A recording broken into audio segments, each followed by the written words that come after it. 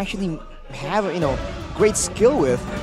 But I mean, the Cho is still open. There's still available tools here if he wants to go for something a bit more single target, right? Paquito though will be secured, and that will be for Iran. Quite bad news for Lord GM here, going up against one of the signature heroes. But like we said, they're hiding, always hiding their roam pick for the final pick, because they know they can go for something that's AoE, they can go for something that's safer, or they can go for something single target. So it's Terizla, the safe choice that you did mention for Bigatron. They're still going to go for an initiator. This does mean, though, that the Dairoth will be placed into the jungle. We saw Gary yesterday play the Dairoth jungle. Didn't work out too well. Dewa lost against the new Evo's Glory team. But let's take a look at the history for Lord JM. Hope Cup, first place when they beat Evo's Glory in the Grand Finals. It's ML Invitational, first place, and Kings League Tournament, first place. I was back with the next play, and Archives Esports. Kufra, though, will be Key's choice. That's the first Kufra we've seen this season, is it not? It is. Okay. It is, I believe so. I mean, we were talking about how flexible Key is in the roaming position, and he's flexing it right now, picking up a hero that we haven't seen in quite some time, the Kufra. Now, Aura, how will they respond? They respond with a Cho. That's Yawi's Cho. That's a scary Cho. That's the Cho. I mean, it's gonna be a very threatening, menacing Cho, but you have to look at the drafts, man, for Bigatron. If one guy gets kicked away with the Way of Dragon, they can re-engage, they can help him out with the penalty zone, they can go in with the Tyrant's Revenge combo, and Vexana can also try and apply the crowd control, so there's a lot of ways that Bigatron can really counter that. It'll come down to the maneuvering, right? I think the execution will be solid from both these teams. The maneuver and the control, especially for Aura with the Novaria, with the Paquito, I think that is exactly what Aura will try and use. Because in a pure 5v5, I think Bigatron has a huge advantage here. Exactly, and even looking at the counter index, it looks like Bigatron is up a few points. But here it is, ladies and gentlemen, as we enter the Land of Dawn for the first game of week number 2, day number 2. It's the Dragons and the Robots who will come out on top in game number 1. The young Robot in his first match and his debut already up against Aran and the best Cho of all time, G. That's a huge title, man. Best Cho of all time. I do wonder, especially in the mid lane, though, how is this going to play out? Because, ooh, there you go. That's the Kufra, extra crowd control, plus a Vexana kind of combo. It's very lethal and dangerous in the mid lane, but Cho can provide more wave clear, and so can a Novaria. So I think there's going to be a lot of back and forth when it comes to that mid cryo before both teams just try and rotate and try and dictate the balance in the side lanes or in the jungle. So we'll see here, already rotation. Shield Unity on Super Can, very low key. Gets a Tyrant's Revenge as Yawi tries to jump in with a G Kundo and a Shun Poo. Does go for it, but will not be able to connect on that G Kundo. Key got that bouncing ball off before the dashes. I have a question here though, Arashi. It looks like both of these mages have not opted to go for Purify, despite the CC coming in from both of the teams. Especially for Bigatron Alpha, I believe Moreno finds it pretty simple. If he gets jumped on, he's gonna be playing so far back behind all these tanky frontliners that they can counter-engage and punish any kind of over-aggression.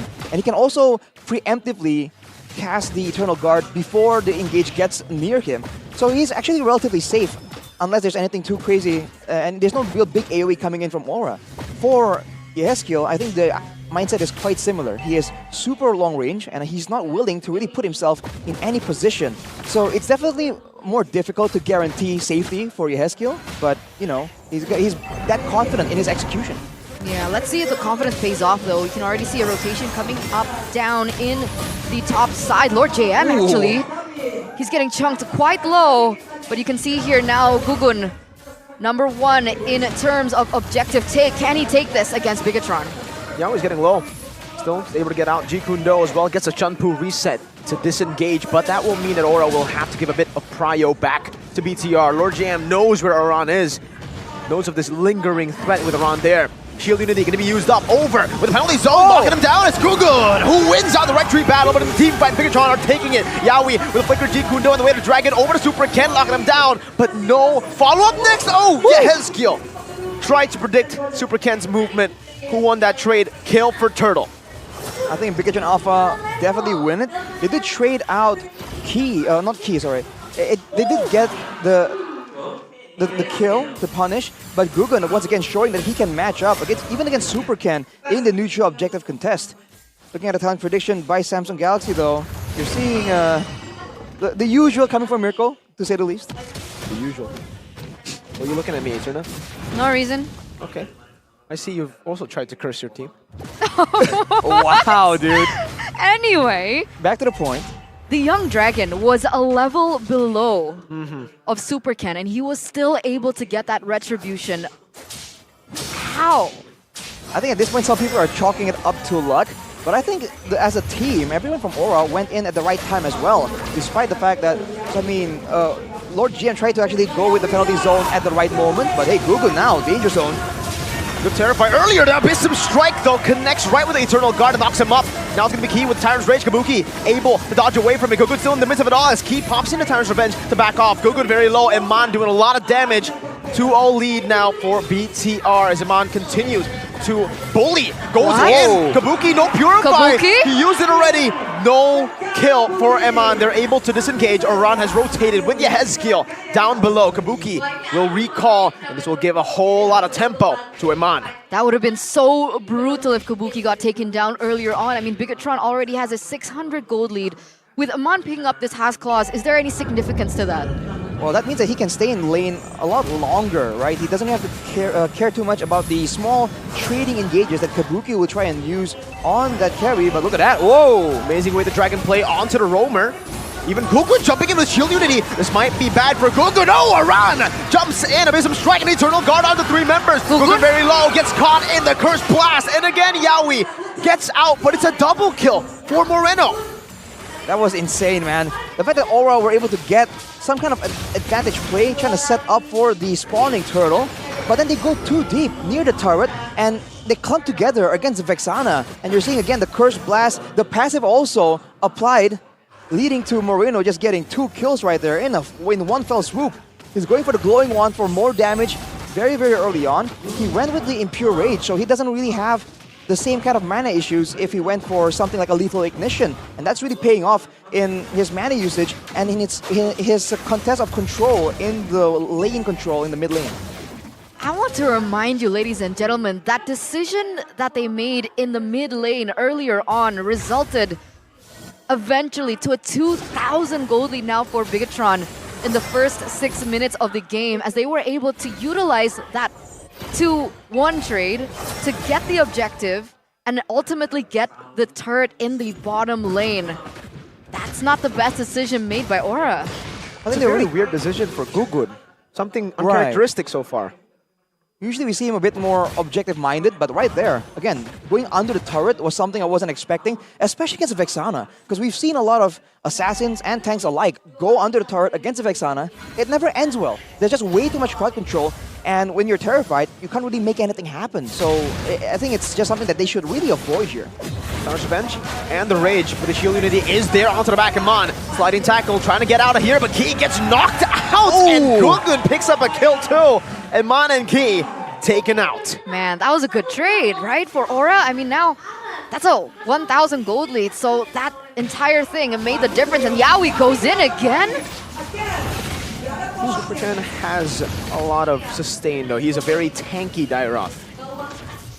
Play utility for sure, but you're seeing again, Aura, very single target heavy here, especially in that mid lane. Yes, you can provide a lot of damage, but not in rapid fashion. So that is something that Aura needs to try and do, right? Maybe get some control with the Pakiro first, and then go for these fights that can really surprise Bigatron, instead of going for a proper setup like this, because this really, I think, favors Bigatron, and Key knows it. He's waiting for a chance. Yawi has it away. The Dragon jumps into the back right there with a flicker. Yawi going to be taken low. Tyre's Rage knocks him out. Iman in the midst of it all, jumped on by Oran. He goes over to knockout strike, a sliding tackle in the last moment, and Oran will be able to get Key, but Iman picks up the kill. Meanwhile, the Turtle did go to Bigatron Alpha with Lord JM zoning the back line. So that's a 2-for-2 trade, but Bigatron get the Turtle. Who was it worth it for? Well, they get a turtle, but if you look at the gold swing, actually, Aura has managed to close down that gold gap even more right here. But Bigatron, again, don't stay still. They immediately go for more objectives. The fact that Aura was able to actually kind of get a somewhat even trade was impressive enough to me. And that's because Yawi just really pulled the trigger, made the first move right there, even though Bigetron has more tools available to do so. But that's the problem, right? Bigetron has so many tools available towards them right now, but Yawi goes in. Jikundo into the way of Dragon. That's Yawi who picks up the kill. Another pick for the Cho. And that's a no Purify diff. I was about to say, should have taken Purify if you don't want that to happen. But Moreno will definitely, quote-unquote, learn from this experience. He'll be playing further back right now because at this point, 8 minutes, 10 minutes, this is where teams can really start grouping together. That's exactly what Bigetron wants. So I think they have to set up on the opposite side of the neutral objective and maybe try and hunt Aran down before he becomes that big of a problem. Yeah, it looks like he's pushing already in the bottom side here, looking to create space. Would you say that Bigetron has a better teamfight composition? And if that's the case, do Aura Fire want to split things up a little bit more? Not make it a little bit more chaotic for Bigetron? I think Aura definitely has more single target. They have more ways to be annoying. A lot of their heroes can really escape from sticky situation. And Gugun can be so many places at the same time due to the shield unity. So I think mobility is definitely in favor of Aura. So this is the matchup we're looking at. Pure power, pure strength, pure crowd control and tankiness against the mobility, the flanks coming in from Aura. So Bigetron, they have to try and get eyes on their backs. But whoa! Away the Dragon under the turret, a full dive from 3 members of Aura. Lord JM gets out though, and the Lord is up top. They're going for it. Gugun, shield unity, buying a lot of time. Jumps back in to the midst of it all as Gugun pops into Torsen Poissons. Now Yawi in the back, tries to go for the Jikundo, unable to find it. Gugun now going to be shredded down by Iman as he rotates faster. And now it's Yawi who's looking for a very, very tough call to go for it. He gets taken out by Iman as he picks up a double kill. Even a run. The call in the bottom lane did not work out and BTR capitalize. That is not what you would expect. Usually Aura are the ones who wait for the moment, pull Bigetron away, but the fact that they went for a 2-man commit, trying to out-mind game, out-maneuver Bigetron, that was just not the way to go. They did not get the Terizla, and they were unable to get to the Lord on time. They were the ones scrambling to enter the zone, and when that happens, even the likes of Gugun cannot save the situation. Feels like it was a missed call here by Aura. They're giving up a 4K gold lead now to Bigetron, and you know what Bigetron can do with a small lead. They can snowball. If Aura keep making these decisions that eventually don't pay off, I don't see a way that they can go for it. But look at this, Bigetron already with the conceal. Is Key looking for a play here? Just charging that Tyrant's Revenge. He actually finds Gugun. Let's go for a rage. He does it in the end with a shred of the physical defense as well. Iman still free hitting in the back. Yawi's very low. Still able to get at least a trade back in its Key and Lord JM who falls. So 2-1 in favor of Aura. A bit over-aggressive from Bigetron right there. They're trying to siege, but there wasn't really any requirement to go for a pickoff right there. And they even go on Gugun, one of the tankier members. If you look at his itemizations, he is absolutely recognizing the fact that Iman on the Bruno has been snowballing, has a huge gold advantage. He went for the blade armor, but if you look at his items, the endless battle as well will help with the true damage, and he also has a Wind of Nature available for even more sustain in the middle of these big fights, but also the physical damage immunity, especially when Aran tries to come in with the plays, with the flicker on the Paquito. But why go for Bloodlust? What makes this particular game special? Endless, sorry. Endless battle. Why go for that in particular for this game? Well, against a lot of the quote-unquote tankier members, I think it's still a pretty good item for sure. More burst damage when they want to try and match the pick-off potential. But even then, the more sustain and the easiness to proc it, because you can use it, you can proc that item twice with the first skill. So I think that is something that can be utilized really well for a Bruno. I see. Now here we are, ladies and gentlemen, 12 minutes in of this first game. The battle between the Reds, the Red Robots, and the Red Dragons. You can already see here Key looking to charge. He actually gets it! That's a good CO from Yawi though. A possible reinitiation as the Tyrant Rage goes into the back line right now. The penalty zone zones him away. A good purify from Iman. Still able to kite back forward now. He picks up the Unstoppables. Kabuki does the same thing, but only to the Eternal Guard as Moreno now goes onto Gugun, forces him back very, very low. They only lose Yawi for Key. Two roamers traded back and forth. Oh, that could have ended even worse. But yes, that's going to be a 1-for-1 trade here between both of the roamers. with Moreno being very aggressive earlier on with that flicker forward. He actually nearly took Gugun down, and that would have been a completely different story around this Lord. It would have been very valuable for tempo for Bigatron to force Aura for a Lord fight without the jungler, but now Gugun might do it again. There's a level behind, penalty zone, lock him down with the Cursed Blast and Eternal Girdle! Almost Yehezkiel got the steal. Aran now still trying to desperately run away, but Moreno gets him with the final proc of that passive. It's 2-4-0 plus the Lord in hand. Super Ken with the on-point retribution. Bigatron just taking full control right there. Now with the Lord, trying to find more plays as he is charging up. He finds it! The Tyrant finds Yehezkiel, and even then, Super Ken jumps in with Iman, getting the fadeaway kill and a question mark emote. With 3 members down, no Aran, no Gugun, no Yehezkiel. How will they defend? Key jumps in, Tyrant's Revenge over to Yawi, who's still able to get out with Jikundo. Now on the top side, there are minions coming down. Iman looking to go for Shred. And the penalty zone locks Gugun again. Iman slide tackling forward to get the godlike. Yawi, Jikundo into the midst of it all once again with the way to Dragon defensively used up. The Eternal Guard will slash through. It's a triple kill for Iman. Make it a Maniac for Iman. He gets a Savage in the first week and a Maniac in the third.